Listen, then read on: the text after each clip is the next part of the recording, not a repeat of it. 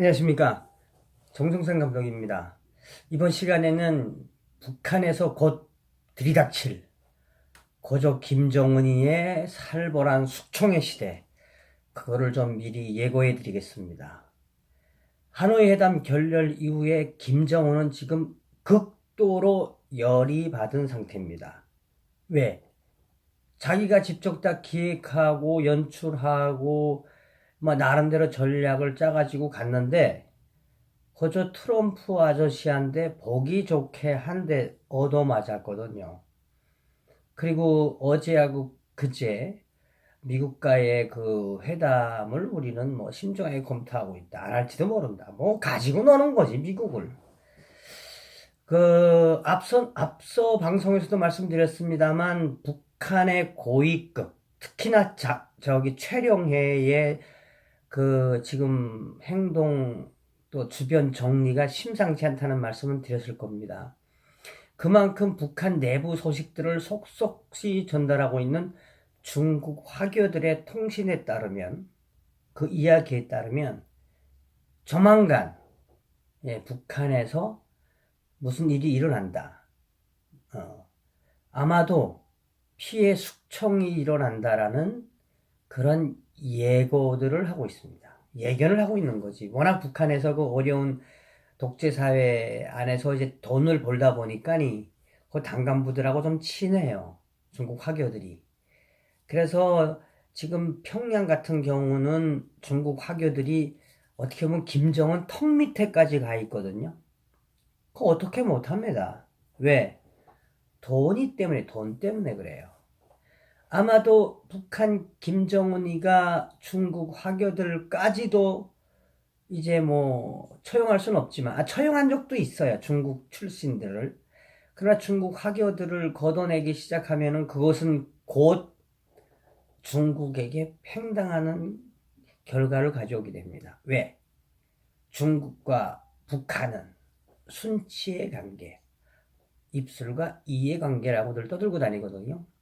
그래서 항미 원조 보가위국, 그 정신 때문에, 그 구호 때문에 이제 마오쩌둥 시대에 그 6.25 중공군들이 내려온 거 아니겠습니까? 어찌되었든 지금 북한 내부의 화교들, 북한 경제의 그 핵심에 있는 중국 화교들의 통신에 따르면, 이야기에 따르면 다시 한번 북한에 피해 숙청이 벌어질 거다라고 이야기를 합니다. 그래서 이번 시간에는 김정은이의 그 애틋한 고사기관총 사랑에 대해서 리고죠. 이 썰을 좀 풀어보았어요. 이거 돌려보았습니다. 실은 우리도 김정은 시대에 살았지만 김정일 시대에 살았지만 김정일은 그렇게 그 악마처럼 자기의 정적들을 제거하진 않았어요. 수용소를 보낸다거나 또 혹은 기껏 해봤자 공개 처형. 제가 본 북한에서 해봤던 공개 처형은 제가 한번 상세하게 방송을 하겠습니다. 김정일 때는 이 수용소를 보내거나 기껏 해봤자 이 인민들 다 모여놓고 이제 한 6명이나 3명이 나와서 총 3발씩 쏴서 죽이는 그게 다였어요. 그러나 김정은 들어서서 우리도 깜짝 놀랐습니다. 그 놀란 정도는 어느 정도냐면, 이 지금 갈 때까지 갔구나. 말세구만, 말세. 그런 느낌을 받았던 게 바로 김정은식의 숙청 방법입니다. 여러분들 다 아실 겁니다. 김정은이가 한 5년 내에 5년, 6년, 7년 요 사이에 북한 고위 당간부들을 어떻게 숙청을 했는지 다 아시죠? 김정일이가 죽고 나서 연구차를 호위했던 사람들은 거의 다 죽었죠. 리영호, 우동축이, 장성택, 현영철. 그래서 김정은의 이 잔악한 처형 방법의 본질을 좀 오늘 제가 알려드리려고 합니다. 그 본질. 아시다시피 장성택이가 2013년 12월 달에 잔악하게 이제 처형이 됐죠. 뭐 알지 않습니까? 이제 자기 그 고모부지만은 이제 정적이라고 생각을 하고 죽였어야 했습니다. 그냥 죽일 수밖에 없었어요. 장성택이가 좀 까불었거든. 돈 가지고 자기 조직 중국하고 커넥션.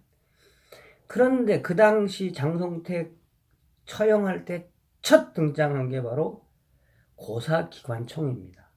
고사포, 고사기관총. 고사기관총은 이제 평양 방호사령부에 있는 그 고사기관총을 한 8대 정도 갖다 놓고 이제 그 장성택이한테 쏘게 했는데, 그때 고사기관총 이 처음으로 처형에 등장하게 됩니다. 고사기관총의 대략적인 그 재원은 14.5mm 사연장 다연발 고사기관총. 그러니까 이제 하늘에다 대고 비행기 올 때 쏘는 총인데, 비교를 어떻게 하면 되냐면, 그 AK 소총의 재원은 그 총알이 7.62mm예요. 아니면 손가락만 하죠. 근데 14.5mm는 우리 그 매직펜에 좀 비교해야 되나? 매직펜. 여기 딱 있네. 한 2만 해요. 고사기관총 탄알이. 이게 이제 분당 수백 발이 나가는 건데, 이 고사기관총으로 장성택이를 무참하게 처형하게 됩니다. 당시에 당 간부들, 군 간부들 다 모여놓고, 북한 처형의 핵심 슬로건은 한 명을 죽이고 1000명, 1000명을 교양한다는 거거든요. 그 당시에 장성택의 처형 장면을 본 일부 그 북한의 고위 간부들의 그 이야기에 따르면, 그 외신에서 나왔던 건데, 뭐 치를 떨었지. 티코대학 김정일 시대는 겨시용으로 했는데, 김정일 시대 때를 뛰어넘는 이 공포의 그 현장을 봤으니까, 야, 제가 거기 있어서도 소름이 돋았을 것 같아요. 그래서 장성택 처형 이후에 강건 군사종합대학 운동장은 공포의 운동장이 됩니다. 이제 강건 군사종합대학은 북한 군관 양성소, 우리 말하면 육사 정도 되려고 해야 될까요? 평양에서 얼마 뭐 이렇게 멀진 않아요. 그 다음에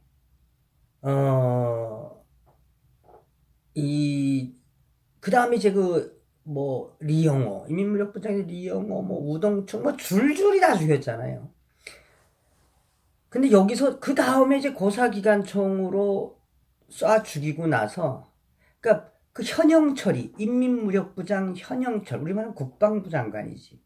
현영철도 졸았다고. 김정은이 회의할 때 졸았다고. 사실 그 졸았다고 해서 죽인 건 아니고, 이미 김정은이는 숙청시킬 대상들을 다 메뉴를 만들어 놨던 거예요, 사실은. 왜? 김일성의 역사 때부터 보면은 6.25 끝나고 김일성 시대 때부터 3년 단위, 5년 단위로 했던 게 바로 공개 처형이었어요. 당 간부들을. 옛날에 60년도에 그 유명한 반당 반혁명분자 종파 숙청 운동 같은 것도 이제 그런 건데, 그러니까 김정은이도 이미 장성택 처형을 통해서 누구 죽일까를 다 생각했던 거예요. 거기에 리영호가 있고 우동축이 있고 현영철이가 있었는데, 현영철이는 외신이 알려진 것처럼 꾸벅꾸벅 졸다가 죽은 것보다는 사실은 김정은이한테 제대로 된 북한 인민군의 국방정책에 대해서 제의를 한 거라. 그런데 여기서 김정은이하고 현영철이하고 나이 차이가 거의 40년, 45년 이상이 차이 나거든. 그러니까 한참 손잡벌인데, 울뚝배를 한번 썼겠지. 울뚝배. 그러니까 한번 확 했겠지. 원수님, 김정은 동지, 혹은 김정은 장군님, 야, 요거 요렇게 했던 게 어떻습니까? 너 죽어야 돼. 하고 이제 숙청해서 죽인 건데요. 실은 2015년 현영철 숙청 때보다도 더 충격적이었던 건 저는 장성택 처형 이후에 그 한 번 그런 뉴스가 나왔었어요. 그게 누구냐? 김정일이가 죽고 나서 해마다 소위 말하는 추모 기간이 있습니다. 추모 기간. 그 추모 기간엔 술이나 음주 가무는 일절이 안 됩니다. 그런데 당시에 그 김정일 상중에 인민무력부 박철이라는 사람이 술을 좀 마셨다고 해요. 그게 뭐 대수겠습니까? 그냥 뭐 속상하니까 술도 마실 수 있지. 그런데 또 뭐 술 마시기까지는 괜찮은데 다 같이 또 뭐 또 떼창으로 노래도 부르고 막 이제 술 마시고 한바탕 놀았나 봐요. 이제 그러니까 거기에 화나서 김정은이가 숙청에 지시를 내려서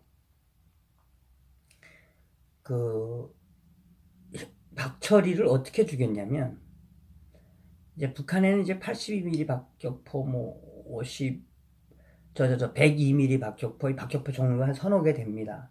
그러니까 한 1km 뒤에다가 박격포들을 다 세워놓고 그 1km 앞에다가 이제 박철을 딱 처형할 좌표에다가 묶어놓고 군 관련, 당 관련 사람들 주변에 다 앉혀놓고 박격포로 쏴 죽였다고 합니다. 박격포로. 제가 굳이 오늘 그 김정은이 처형에 대해서 좀 다 알고 있는 사실이지만 다시 강조하는 게 한 가지가 또 있습니다. 2017년 얼마 전이죠. 우리가 2017년 자기의 이복형 김정남이까지 독국물로 살해하는 거 보십시오. 김정은식, 그러니까 북한식 이런 처형의 본질을 좀 이야기해 드리겠습니다.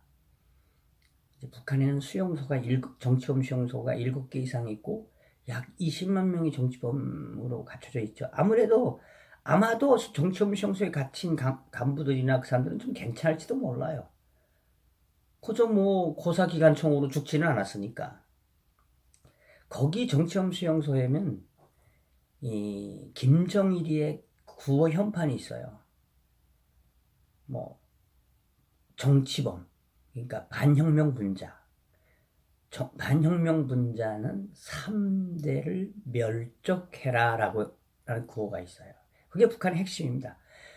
김정은에게 반항하거나 북한의 유일 사상에 반대하는 사람은 낙인이 찍히면 3대가 멸족하는 게 북한입니다.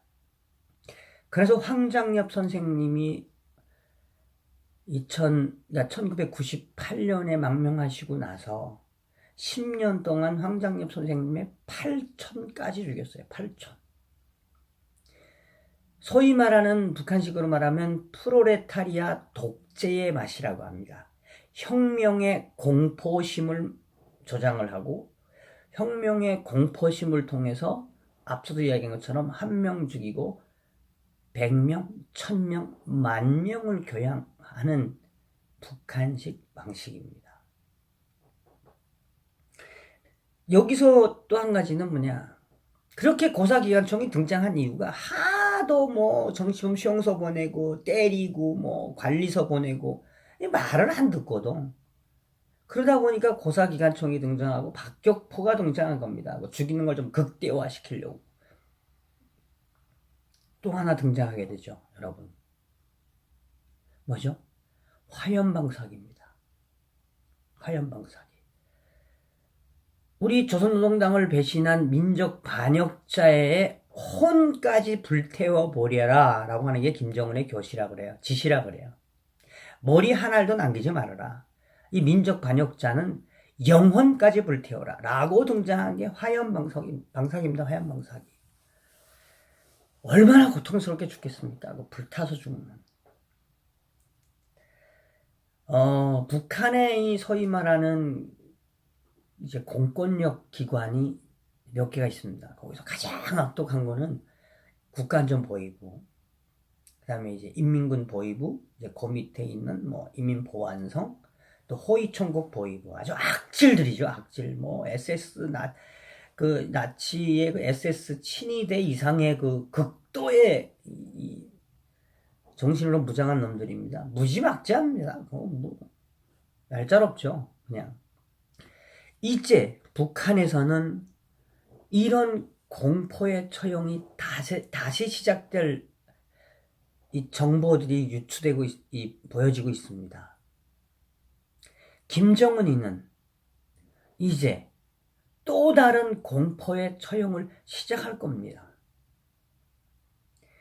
제가 오늘 김정은이의 이 고사총사랑 김정은이의 공포 처형 이걸 이야기하면서 내가 강조하고 싶은 거는, 이런 김정은이하고 남북 경협을 하면 뭐가 잘 되겠습니까? 잘 아시다시피 개성공단에서 한 80불씩 줬다고 그러죠, 1인당.